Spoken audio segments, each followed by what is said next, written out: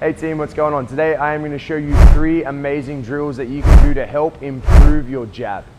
Now we all know that our jab is the most important punch in boxing. It's that thing that you are going to use time and time again. It's there to help measure distance, it's helped set up combinations. You can use it defensively to keep people at range. You can use it to run your opponent down the ring. But when most of the people are doing our jab, there's a few common things or common mistakes that I see everyone do. And these 3 drills are all going to tackle an individual problem that you might not be aware of when you're doing your jab.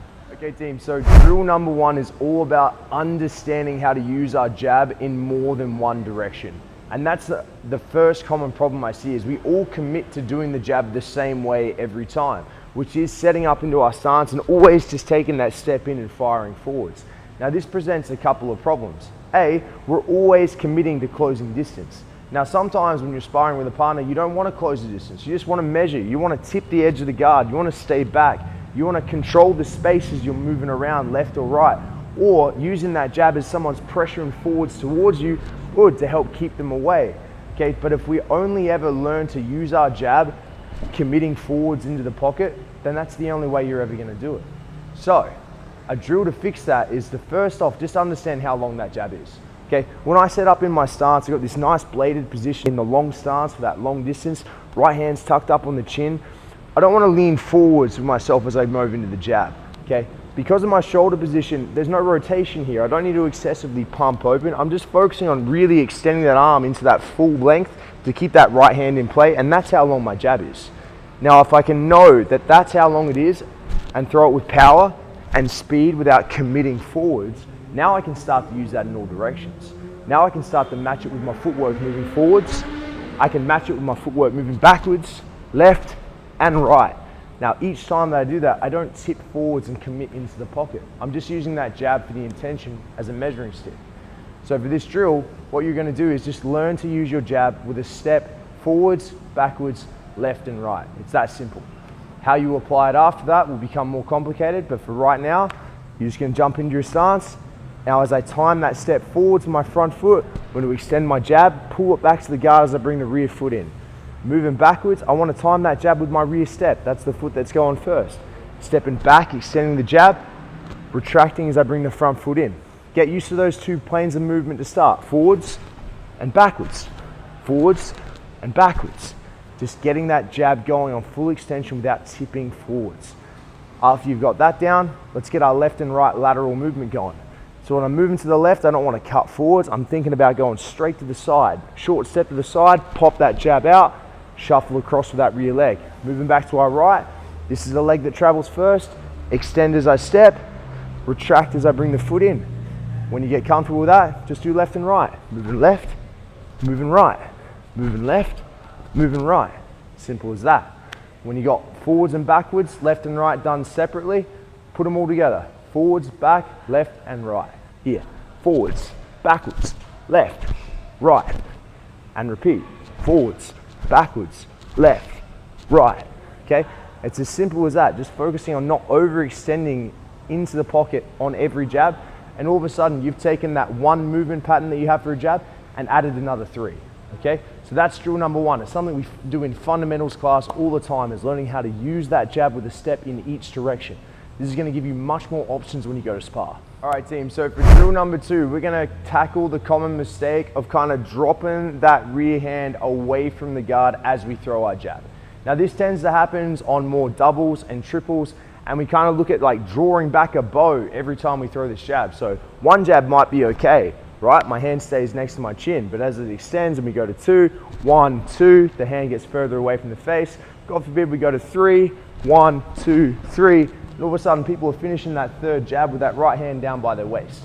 Now, one of the most fundamental rules in boxing is when one hand is punching, the other hand is defending, which means that has got to stay tucked to your chin the entire time. So a drill that you can do to get used to the muscle memory of holding that rear hand in nice and tight to the guard is by grabbing either a boxing glove, a hand wrap, a tennis ball. I'm really not fussed what it is, just to give you some feedback to hold that arm in. So I have got a boxing glove, and this is what I'm going to use to demonstrate today. Now, you can place anything you like under this arm. Now, what I want you to do is take that glove, tuck it under, your armpit there with your elbow with the chin tucked nice and tight on the guard. Now, the object of this is just giving me something to squeeze and hold on to. So now I've got something to think about keeping my arm in tight rather than thinking my arm's in tight where I'm letting it slip down. The object here is that if I get in the habit of letting that arm drop, eventually the glove, the tennis ball, the hand wrap, whatever it is going to fall out. So it's going to give me some real physical feedback to make sure that I'm keeping that guard hand tucked in tight next to the chin where it needs to be. So what you can do is just a nice little warm up before class. You can grab that glove, stick it in there, hold it nice and tight, and just do some light movement just on your jab. We're moving around, keeping it tucked in. Might move backwards, left, move forwards again. I can go down to the body, the head, doubles, triples, singles, anything you like. Nice head movement, just focusing on that physical aid to keep that right hand tucked in nice and tight where your guard needs to be. So drill number 3 is all about that little elbow flick or the little telegraph to tell our opponent that we're about to throw that jab. Now what I mean by this is when I go to throw my jab, it's meant to be a straight line shot. My elbow stays connected to my hip and I extend out nice there. You can see my elbow didn't flare, it just turned over the knuckles at the last point. Conversely to that, what happens, we kind of lose power on this, is we telegraph it by going elbow out and then extending our jab. Now it may not seem like a lot, but to a skilled opponent, seeing this and then the punch, they're going to clock that once, see it twice, and then every time they see that elbow lift, they're like, oh yeah, great, this guy's punching. So that's not something that we want to get in the habit of doing, is letting that elbow kick out as we throw our jab. So a drill to help you be aware of how tight you're keeping your elbows, making sure you got nice straight line shots going, is by doing your jab on the wall. So we're going to transition down there now so I can show you how to get this done.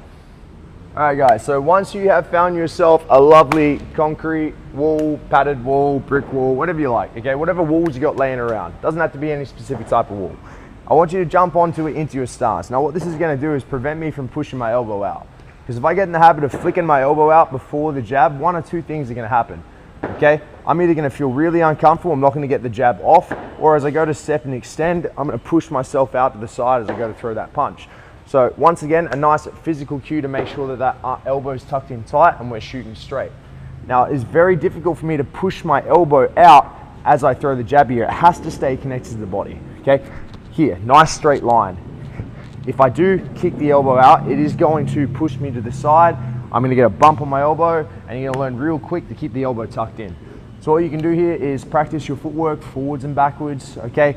All stationary, working down the line, keeping that elbow tucked in nice and tight on the wall, throwing the jab, staying tucked in, throw the jab, good. Making sure that we've got a very nice straight line shot as we fire that punch and we're not pushing our elbow out to telegraph that we're about to jab.